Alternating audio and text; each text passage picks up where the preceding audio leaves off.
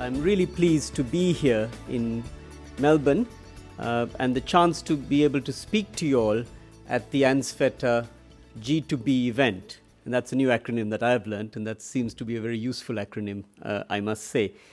I'd like to also thank the Australian government, and Michael in particular, for warm hospitality and for having us here. The 21st century is often talked about as the Asian century, and the Pacific is a key part of that process. And the trick about AnsFeta is that it provides really the bridge between Asia and Australia-New Zealand. And if you think about it, it's a very logical agreement. It provides the link between commodity-rich and service-rich Australia-New Zealand and the global factory in East Asia, particularly in ASEAN. And so it's really the basis of a rules-based system of trade in a global environment with great uncertainty and also a stalled Doha process. So if you view it in that context, it's a necessary condition for Australia and New Zealand's future prosperity. And I can't stress that more. And when one reads the press sometimes, one is a little bit struck by the lack of information, quite frankly, that's out there on what these free trade agreements can do. So I want to tell you a little bit about how these agreements work and how they can help the potential of Australia-New Zealand trade, and therefore also the prosperity of the whole region in particular. And therefore, it's a very key vehicle for future prosperity, and one should really underscore that point. Let me leave you with a few kind of key thoughts, and that's always a sort of a way of thinking about this. ASEAN is increasingly the economic hub of Asia. And with that, you have a market which is largely middle-class based of 600 million people. And ASEAN is growing at 7% a year, according to ADB estimates. And this is against an industrial world that's growing at a couple of percent a year. And that means that the synergy between this commodity-rich part of the world and ASEAN is very, very clear. The second fact that seems very important is that the ties have been growing historically in the last decade or so, and we think that this agreement provides a platform for strengthening ties by providing that rules-based system. Services and investment, I think, are the key areas in particular for the future of AnsFeta. The goods trade aspect is important, but one can build on that. And in looking at these benefits of AnsFeta, we have to think really in terms of a more complex way of assessing benefits. We have to assess what's called net benefits. In the old days, we looked at the free trade agreement just in terms of the use of the agreement in the narrow sense of certificates of origin, and that may not be enough. We need a wider context. And I'm going to give you a sense of how we might think about these net benefits. And we also have to have a little patience for the results of these agreements, which really are 20, 30-year long-run partnerships we're talking about, which can help ensure prosperity. We need to think about that in that kind of context. But as Michael rightly said, there's an unfinished agenda for government to government relations in AnsFeta, and we expect a lot of that to come into force hopefully next year. But there's also a huge unfinished agenda for G2B. And that, I think, is the key role of the private sector, and this has to be private sector-led. Government does its bit by putting in place the rules-based system. It's up to the private sector to grab those opportunities and move overseas. And we'll talk a little bit about that as we move down the track. So in what I have to say today, I'm going to try to deal with kind of four things. First, give you a sense of what's happening in ASEAN today and why it's important for Australia and New Zealand to connect with ASEAN. Second, I want to talk a little bit about the evolving relationship in commerce with a few of the stats that we know about, and highlight a few areas where there are strengths as well as weaknesses we need to look at. Third, I'm going to talk very briefly about this concept of net benefits and how we have to look at a trade agreement with a long-run perspective. And lastly, I want to give you a little bit of blue sky thinking to think about this G2B relationship and how government to business really can work together in the future to make sure that the net benefits are actually realized. Because at the end of the day, when we're sitting back in, say, a decade's time and looking at this agreement, we want to make sure that things have been achieved through it. Otherwise, there would be a great missed opportunity, which everybody in this room would be responsible for. So if working together, we make sure that that opportunity can be realized, rather than sit back and think this was a lost opportunity. And Michael, you and your team have done hard work. Now it's time for government and business to work together to move even more forward. So what's happening in ASEAN? This is a story that is quite remarkable when you think about the historic context in which ASEAN found itself in the 80s and even the 70s. And people weren't really sure what ASEAN might be like in 2010. And now we're in 2010, and the story of this is quite remarkable. We have the major industrial economies in the world that are losing steam. We're talking about a couple of % growth at best. There's a lot of worry about debt overhang and things of that type. And the markets are very weak. There are signs of protectionism. There's a currency war that people are talking about, and so on. And we have in ASEAN this remarkable turnaround. 1.3% growth rate was 2009 during the height of the global financial crisis.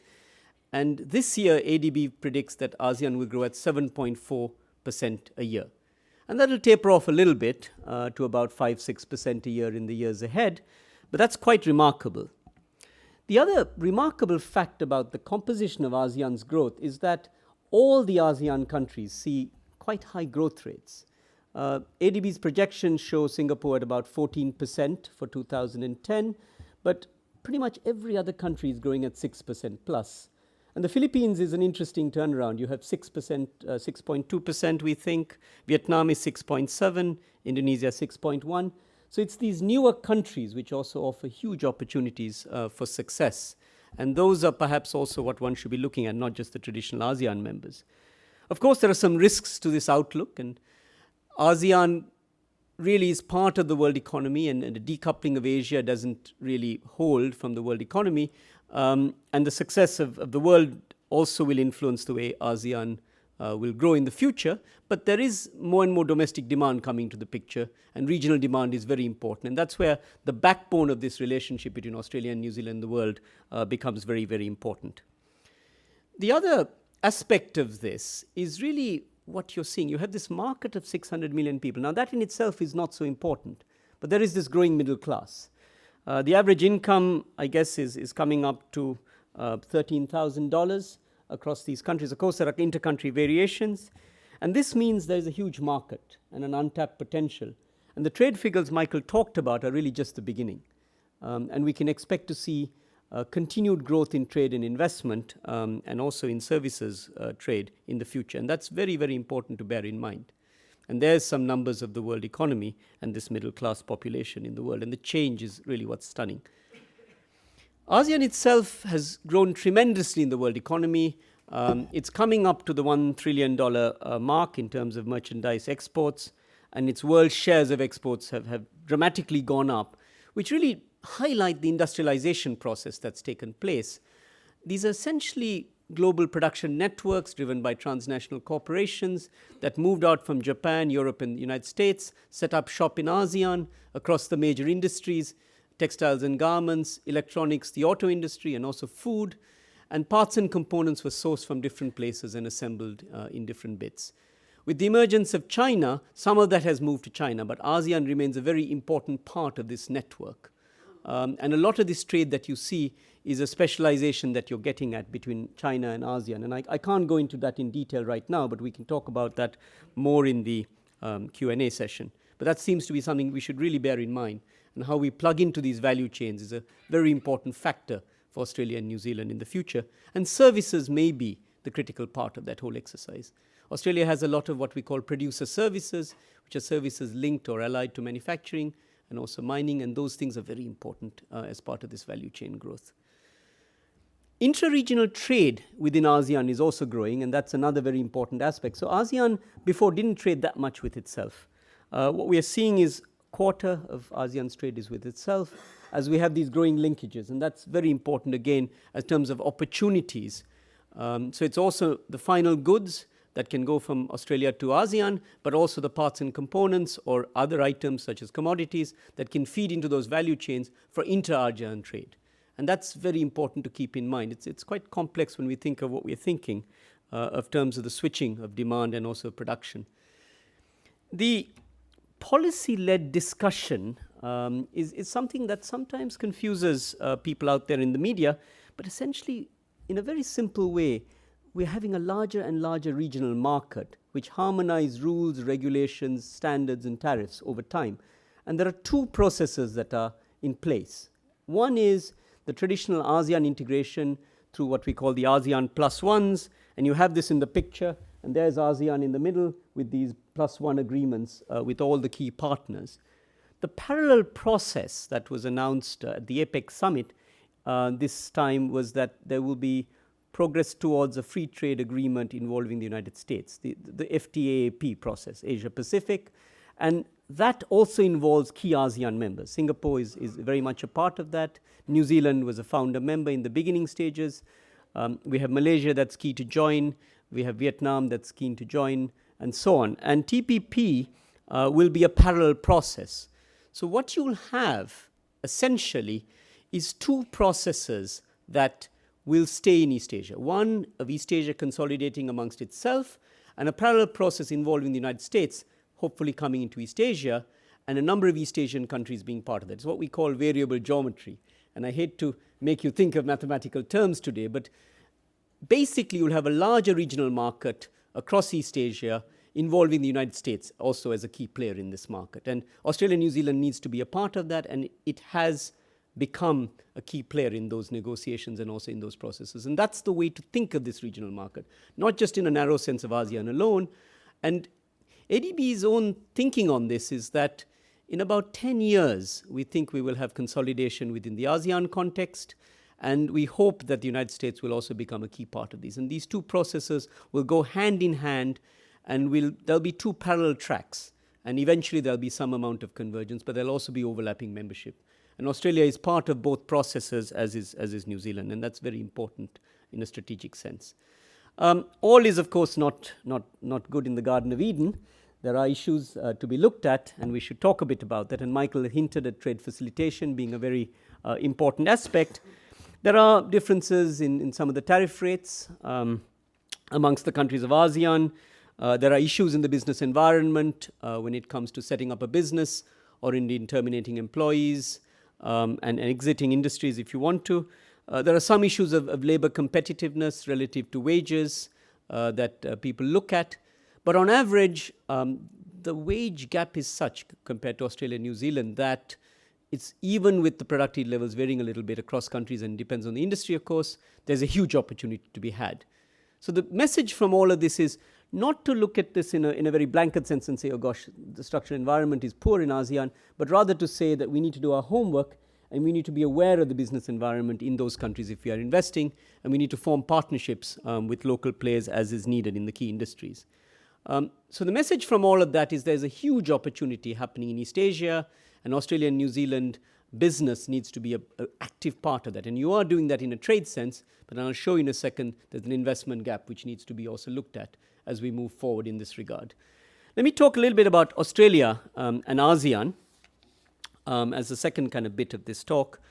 Michael has hinted at the trading relationship, and the numbers are impressive. I mean, you have this low base of trade.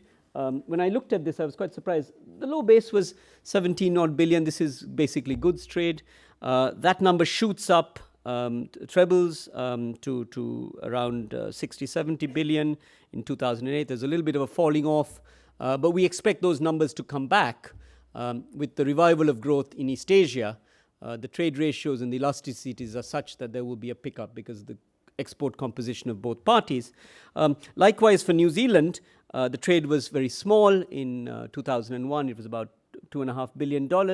That number shot up to about 9 billion in 2008, fell off to about 6. Again, we expect that to come back very fast. And the key partners are on that chart, and those are what are clear, but the non-traditional partners are also very important. Indeed, the Philippines and others are very key to this whole future story. What's exported? You have it here on the slide, and I'm not going to go into great detail. There's a mixture of items there. There's commodities which are critical, but there's also some manufactured items, and there's also a lot of services which I haven't got there. And financial services are very, very important. The offshore insurance industry is key. The stock market is key. The general professional and legal expertise of Australia is also very important to look at, and these items are very important. Australia can also be a very important service hub for the ASEAN region. But that may also involve setting up operations even more than it's done in the past in Singapore and other places like that across East Asia. In terms of AnsFeta, Michael has already talked about this. And as I look at the 50-odd agreements that are in East Asia today in effect and the 80-odd that are coming there, AnsFeta is up there with the best in East Asia, mainly because of the way in which it has been done. The goods trade carries things forward quite a bit, as Michael said. The rules of origin have some of the best features that you can see in these types of agreements. You have flexible rules in major products. You have co-equality. A value content rule coexists with the CTC rule. You have cumulation. You have back-to-back CEOs, certificates of origin, which are very good. You have GATS plus commitments in services. And there's a conversation that's begun about other areas that can open up. There are some provisions in the chapters, and there's an ongoing conversation. The flexibility of the agreement is that discussion is an ongoing one. And I think that's a really key feature to keep underlining as we move forward in the future. In services, the trade is around $18 or so billion, according to what we expect. And there's a lot of potential for Australian services exports in the future, which are around 8.4 billion Australian dollars. And services are increasingly a key part of that relationship between ASEAN and Australia, as you can see from the number of 29%. AnsFeta provides a lot of opportunities in services trade, in education, in energy and other types of services, as well as legal and taxation. Those points should be borne in mind as we think of the future. So services are a key area for the future to look at. Investment is perhaps a little bit of a spot to be looked at carefully. The old idea, I guess, among some investors and in a region which one wasn't always as clear about, was you put stuff into a box, you ship it out there, and you hope it does well. I think that's gone now in ASEAN. Today, it's the production network and being part of that value chain, and it means also locating abroad where you can. And investment becomes a key part of such a relationship. And you see that ASEAN is really 3% of Australian outward investment and inward investment. So that's very small. So there's a significant opportunity. AnsFeta gives better investor protection and also clarity of the rules in some regard. And that's very important for the future. And you have some examples there. And there are some successful companies that have gone abroad already. And the success stories are known. But as I pointed out earlier, you've got to do your homework in terms of the business environment very carefully in ASEAN countries and make judgments based on sound feasibility studies. And there are some of the provisions that you have in AnsFeta on the investment side, and you can look at that at your leisure, but it does quite good on this front. And some of the agreements in East Asia don't have very good investment clauses. This one does. So it's worth looking at in some detail. There are other areas which you all know, of course, much better than I do. Dairy, meat, mining. There are either a reduction of tariffs or of other commitments on things like foreign equity and so on. And you can look at that in the handouts that have been given out to you. So I'm not going to go into this in any detail. Now, this issue of net benefits, as I said earlier, there is a lot of skepticism in the press and elsewhere about the benefits of free trade agreements. And that's kind of understandable. You know, we're in an environment of high unemployment worldwide, and people worry about trade liberalization. That's one kind of a storyline. Another storyline is there's an anti-trade lobby that looks to the home economy and thinks that growth and prosperity can be achieved by that. And that's another story. The reality is both these views are not well informed by the data. And one is often surprised by the lack of detailed homework that's done on some of these issues.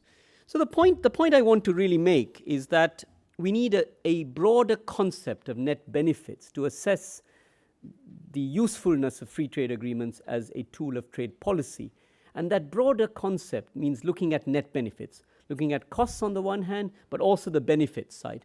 And the benefits side is more than just the direct benefit of the actual use made of agreements by firms through certificates of origin, because that only really captures goods trade. We need a more holistic concept. And in a minute, I'm going to try to give you a sense of what that means from a cost-benefit perspective, mainly because these are very complex instruments and take a while to come into place, and the benefits are long-term. And so we need to put in place an evaluation framework to look at these things that go beyond just goods which is what is normally used in the media and just in terms of merchandise things, but we have to look at services investment, on which data is hard to get. We have to mix quantitative with qualitative information. We need to try to take customs data and look at that alongside firm surveys, but properly done firm surveys, not just based on postal questionnaires and things, but based on face-to-face interviews, by really trying to tease out what the information is.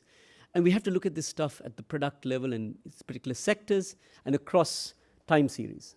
So this is what's key. And I find, again, as I read some of the press and some of the academic studies done here, they're not done to the standards we would like. And that's something that seems to be very important as we move ahead in this discussion. The cost-benefit exercise, and I'm just going to be very brief here, and again, we can come back to this in the Q&A. What people traditionally used to look at is the specific impact of use in terms of preferences. We need this broader signaling effect of an agreement that talks about the trade and investment that comes from the confidence created by a new set of rules and regulations that come into place, and that's what we see through AnsFeta. So the broader trade effect we need to look at. We also need to take into account the indirect benefits, such as technology transfer, that are very important, and learning that comes from an agreement that can set up new industries and link countries and firms into new supply chains. All of that stuff needs to be captured. And of course, on the cost side, there's going to be some dislocation. A trade agreement, like any other liberalization, has short-term costs. Some firms will go under, some investments will be disrupted. There'll be some environmental issues. But in totality, we have to look at the net benefit to understand what such an agreement means. And that means the kinds of things I gave you earlier on the previous slide. We've done some surveys across East Asia through ADB and trying to look at how business impacts occur through free trade agreements in East Asia with the 40-odd agreements that were in effect at that time. And we try to look at some 800-odd companies across China, Japan, Korea, Thailand, Singapore, and the Philippines. And it's very revealing on what we find in terms of business impacts. And I can tell you that East Asia is taking free trade agreements as another leg of the way they do trade policy. They do unilateral liberalization. They're part of the WTO process, very firmly entrenched. And that was the historical success of East Asia, right? But since the crisis of 97, 98, well before the global financial crisis, East Asia had its own crisis, and it realized that it also needed to integrate internally. And free trade agreements have been a key part of that process. As Michael said, agreements were 3 in 2000, and now we have 50, 58, 59, 60 agreements concluded, and a few less in effect, and some 80 agreements on the way. And this is the way that East Asia is seeing trade policy, and the regional dimension is really strong. And if Australia and New Zealand wants to be part of that game, you've got to take this vehicle seriously and move forward on that lines. Unilateral liberalization alone won't cut it. You're going to have to look at other issues that are relevant for the trading relationship between yourselves and ASEAN, Australia, New Zealand. Our surveys show net benefits in general from business in terms of free trade agreements, and I'll give you a sense of what that means. They also suggest that the so-called Asian noodle bowl effect of multiple overlapping rules of origin, standards, tariffs is not quite as severe as we would think in the literature, but we think it may be a future risk, particularly as more agreements come on stream. So we need to do a number of things now in terms of increasing business information, designing better rules, putting in place better administration, etc., to make the system work. And also we need to move toward these region-wide agreements to provide a level playing field for business and transparency in terms of giving a proper business environment. There's also a huge demand for FTA support services and outreach, and that's very, very important, particularly for small and medium enterprise to participate in all of this.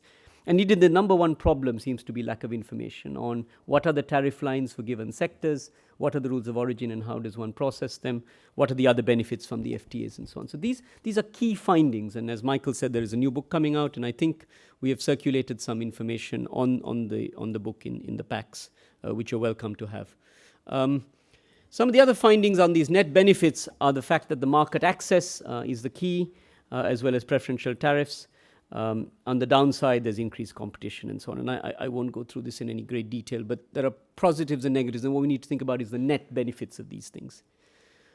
In terms of use of agreements, we're getting higher use across East Asia around a third of our firms, on average, are using these agreements, which some people say is not high, but the future use is much higher. And there is more sense of these agreements in East Asia. And the figures for the three large economies, Japan, China, and Korea, are what really lead me to believe that these are a key tool of trade policy and something that those powerful countries take seriously. And Australia and New Zealand are going to have to enter that game if it wants to remain credible in this game. The noodle bowl, here are the results about the cost of multiple overlapping rules of origin, in particular that we asked firms. And you have some numbers that vary across countries. But in general, 20% of these see these to be an issue, but we have to take some remedial action. Information is probably the more serious issue at the present. We think even where these transaction costs exist, by using appropriate consultants or accessing appropriate support services, these could be overcome, and also hiring the right manpower and putting in place software systems. So the best firms do this. And it's one of the issues that is there as part of the regulations of trade, and one deals with it in terms of that set of issues. The last thing I want to briefly talk about is some blue sky thinking. Clearly, Australia, New Zealand, and ASEAN have come a long way since 2000, as I showed you from the trade statistics. But the message really is to fully reap the benefits is that government and business need to work even harder together. And the onus is really on business to make all of this happen.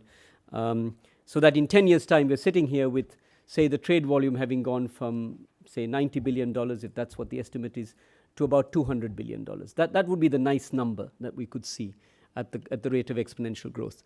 And there's a target for you, Michael, $200 billion. And that would be an interesting target to achieve. But if we do the right things now, that could occur. And that's a dream, but it's worth dreaming nicely in a blue sky sense. Now, how do we make that dream occur? Dreaming is wonderful, right? I have a dream. It's wonderful. How do we make it happen? Here's the story for business. One is the free trade agreement is simply a mechanism to give you some advantage in one area. Price quality delivery has to be up to world standards. Business has to go out and compete by linking into value chains. Processed food, machinery, IT, etc. becomes very important. These service value chains across East Asia, particularly those that connect with manufacturing, are very important. Financial services, business consulting, IT, all of this is very important. The second thing is one has to learn about these FTAs in detail, attend the outreach events, invest in the process of what are the rules, put it down to your products in your sectors, and also do a lot of market research through the outbound missions. Those seem to be a very important target. Chambers have a critical role to play in all of this, with even more great linkages between the chambers of Australia, New Zealand, and ASEAN as a key aspect of this.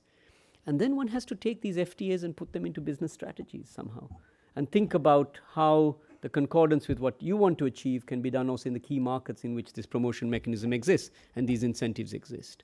So there's a lot of things that can be done, and I apologize for this being a long agenda, but remember this is a complex process for which we have to do more.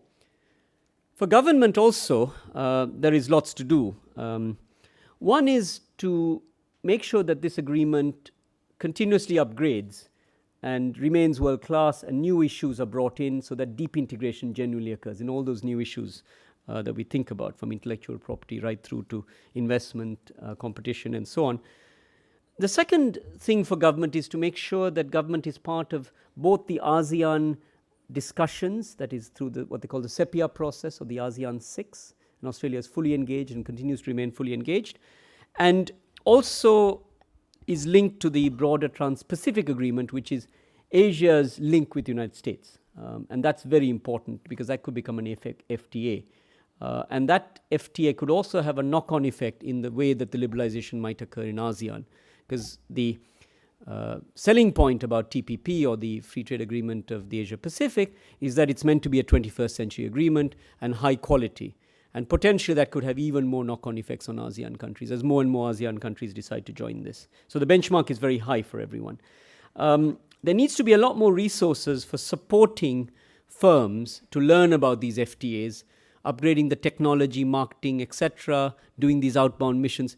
Indeed, promotion remains very, very important if Australia and New Zealand are going to achieve the kind of level I talked about, this $200 billion worth of exports and trade, is very important. Surveillance of non-tariff measures are very important, particularly in an environment where tariffs are falling. And aid for trade and capacity building remain very important, because that is a mechanism that I see the United States, the European Union using very actively to create new markets through aid for trade, in particularly the weaker countries in the ASEAN region. And I encourage Australia and New Zealand to do that very carefully. I think I'll stop there. Thank you very much. There are some sectoral profiles if you're interested, and I'm happy to deal with any questions. Thank you.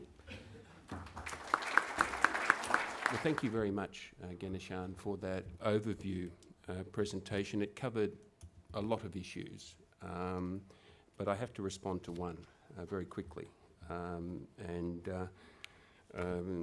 just to ensure I don't forget, and that is to make it very clear to you that I do not like targets. There are very, very many variables impacting on the future, and I have spent quite a lot of time throughout my career in cautioning people against the use of targets, as there are many areas beyond our control. However, you know, I mean, you're being provocative and challenging, and I certainly think it's useful to analyse the past and to look at the trends, and sure, people like you can do your projections, but I think that we don't disagree in terms of the trends, but it's the key thing here is very much focused on where we're at today, how we've got to where we are today, and the opportunities this presents for us in moving forward. What I suggest, I will just open it up now for a question-answer session. I should note that there is, the program provides for us to just have a very short sustenance break of a light lunch, a sandwich, and perhaps a coffee or tea for 30 minutes. And also an opportunity, of course, for us just to network there.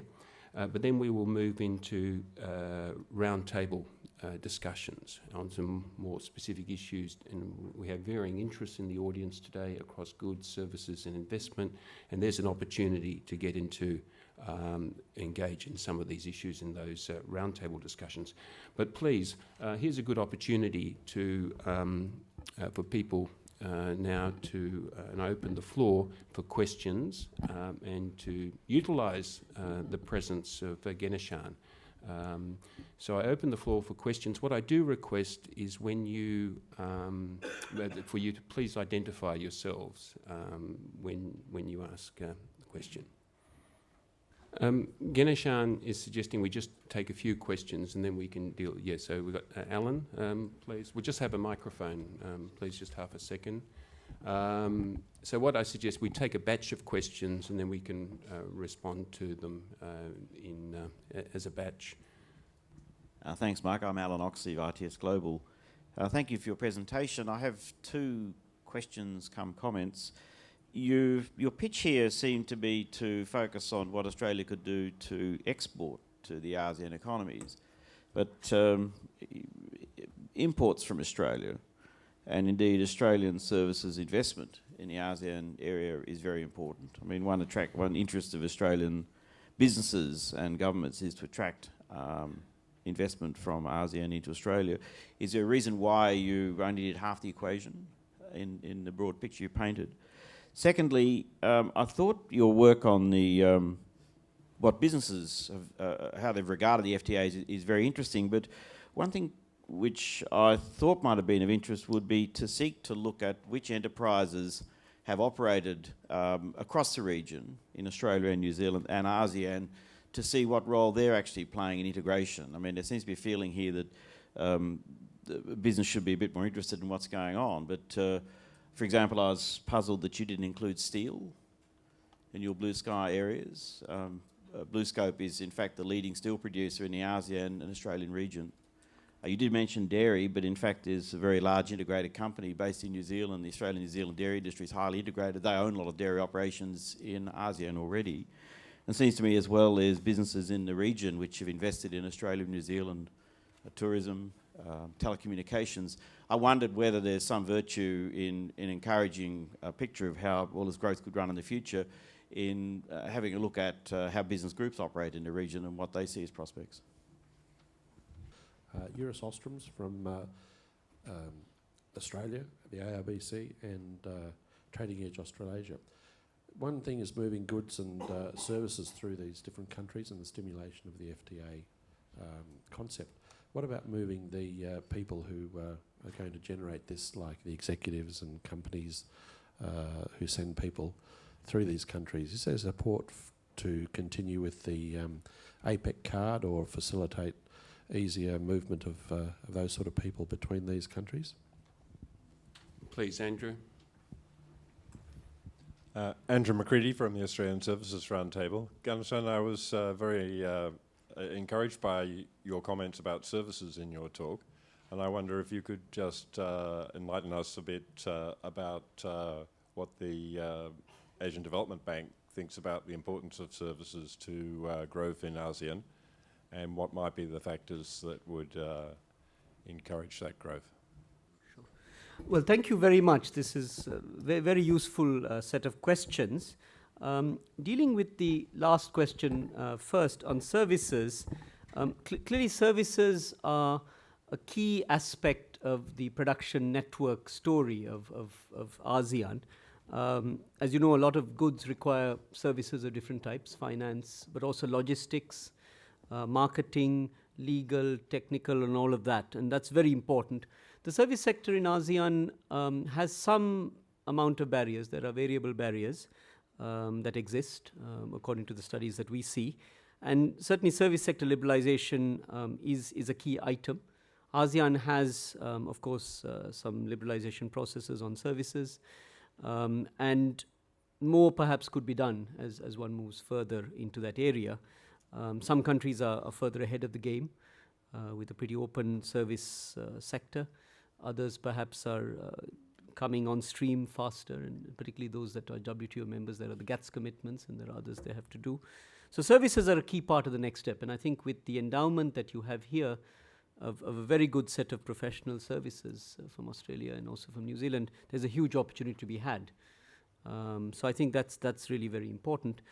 On the PowerPoint about business groups operating in the region and prospects, I think I didn't look at that in as much detail in the presentation because I was trying to cover a large amount of ground. But clearly, I think multinationalism from this bit of the world is important, and it's particularly sectorally focused in dairy, in mining, and so on in those countries. Again, I think as transnationalization occurs, more companies can go abroad. So I think it's certain segments, but not across the board, in the way that Japanese multinationals or Korean and others are doing. So there's a different set of transnational strategies that one sees in different bits of Asia. And I think the comment I made about investment was based upon the statistics. And I think more could occur on the investment side, and that would support the trade network. Attracting FDI from ASEAN, I don't know the story here, to be honest, in detail. Michael might know more about how much investment is coming from ASEAN countries and so on into Australia, but I suspect there are big opportunities in some of the core sectors. I think mining has been an area where there have been some attempts from Asian companies to come in, and perhaps there are other areas, but perhaps again in the future that investment relationship can develop. I didn't mention the steel sector because there were so many sectors to cover, but they're all very important. Let me hand this over to Michael now. Thank you. Okay, thanks, Ganeshan. First of all, just in terms of the investment relationship, I think the key point there, it's coming off a low base, but clearly there's some very interesting things happening at the sectoral level within that, both in terms of investment into Australia and then investment outwards as well. On the issue, I didn't actually mention the issue of temporary movement of business people in terms of one of the features of the FTA, but it is in fact covered. I mean, there is a chapter in the AnsFeta on movement of natural persons, which essentially contains a set of obligations requiring parties to publish information on temporary entry requirements, process completed applications for temporary entry and stay promptly, and to notify applicants on request about the status or outcome of the application. There's also associated with that country-specific schedules of commitments on temporary movement, which is very much modelled on the WTO General Agreement on Trade and Services approach. And what we have is an outcome where most ASEAN countries have improved their WTO commitments in this area, for example, on length of stay for intra-corporate transferees. Also, in the case of Australia, we extended the coverage of this, so it wasn't just limited to services suppliers, but also, in fact, covered other the sectors in terms of the goods, for example, and investors generally. Because of the architecture of the WTO, this temporary movement issue only is limited in terms of international obligations to services suppliers. And we've got a built-in agenda there in AnsFeta to continue to look at this, which recognise this is a very important issue in terms of facilitating temporary movement of business people. And there are a lot of issues relating to visa requirements and other temporary entry processing requirements that we're working through. Please, this is a good opportunity for others to raise other questions, and I'd suggest we have another batch here of questions. And I also encourage my colleagues from ASEAN and New Zealand, and I should apologise, New Zealand, my presentation of course was very focused on Australia. I could have made some references to you in that context, and I should address that omission in the sense that, of course, what is very significant about this agreement is this is the first time that both Australia and New Zealand are party to such a plurilateral free trade agreement. And it's been a very significant development in terms of the close relationship that we have with New Zealand. So please, any other questions of Ganeshan? Yes, please, Paul.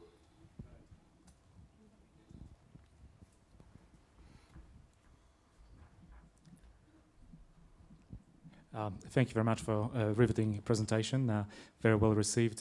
My name is Paul Wachowski. I work in the Department of Foreign Affairs and Trade, specifically on the TPP, and I was very encouraged that you've mentioned that as one of the projects in our region. It's a very ambitious project because we're aiming for a comprehensive 21st century FTA, which hopefully will address some of the new areas not previously addressed in FTAs, neither by Australia nor really any other countries.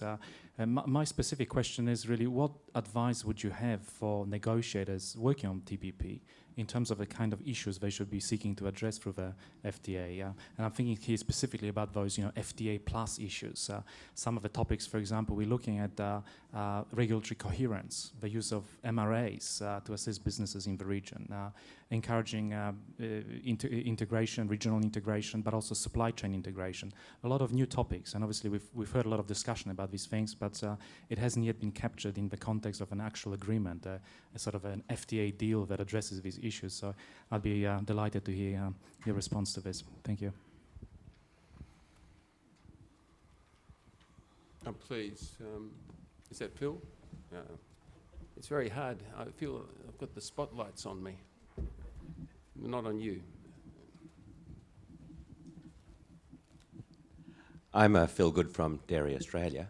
I was somewhat interested by the measurement process that we heard about earlier in terms of number of tariff lines we've removed or the volume of trade.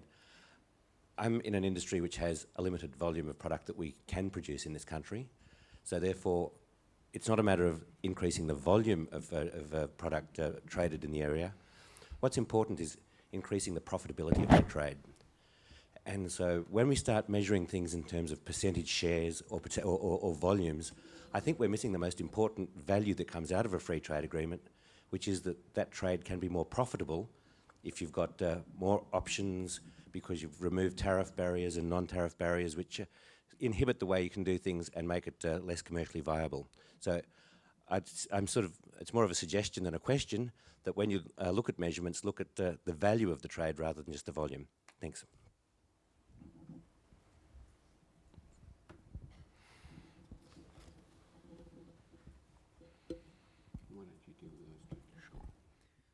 Thank you very much. I think the suggestion about looking at things like profitability and of other measures of assessing a free trade are very useful, and we will do that in future work. And I think that's extremely useful.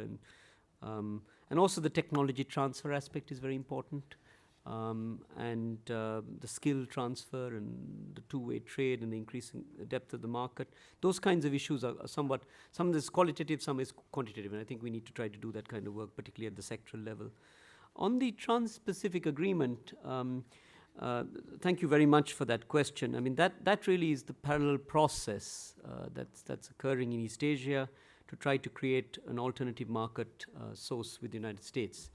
And it has this high quality aspect to it because the original members, New Zealand, Brunei, Chile, and so on, and Singapore, of course, looked at that agreement from the perspective of their own economies, and they're all fairly open economies. They have limited regulatory issues and so on, and it was easy to achieve a fairly good agreement with a high degree of coherence. The challenge that will come is as more countries go into the picture of whether they can meet that test of that high bar. And the set of regulatory coherences will involve things on investment and removing lots of investment barriers. For instance, will 100% foreign equity be permitted in all members? That's a key issue. In some sectors in ASEAN countries there are equity rules, and that's a key issue. On the supply chain, I think the rules of origin are a very important issue, and whether one can put all these latest developments into TPP will be an important issue, but that will require the newer countries to adopt electronic systems. The US also tends to push this trusted trader scheme for rules of origin, whereby large firms are pre-checked and they sign up to basically a set of standards and other things. I'm not sure whether those are so easily adaptable. They require step change in many of the ASEAN and other countries. Those issues, I think, are technical and somewhat doable because those are so business focused. The ones that I'm a little more worried about, and this is a personal issue, is really the issues relating to the environment, emission standards, things of that type, I think are quite complex. Some of those are a bit beyond trade, but they're coming into trade agreements, how the region will cope with that and how TPP will bring that in. Labor standards is another one, and things like minimum wages, hours. Indeed, I don't know if human rights will come into the picture. Some worker rights issues are there. Intellectual property is another one, which is complicated. So I guess we'll have to see how negotiations unfold, particularly as a newer set of countries, very diverse set of countries want to come into this picture, and whether the original coherence of TPP and the sort of high commitment for a very high watermark in terms of the deepening and deep integration issues can be maintained, and we'll have to see. And particularly, the region needs a lot of capacity building on these new issues, and I think hopefully that kind of work can be done very carefully. So that's my take on that. So I worry more about those issues than necessarily the business-related issues, which I think are doable. Thank you, Ganeshan.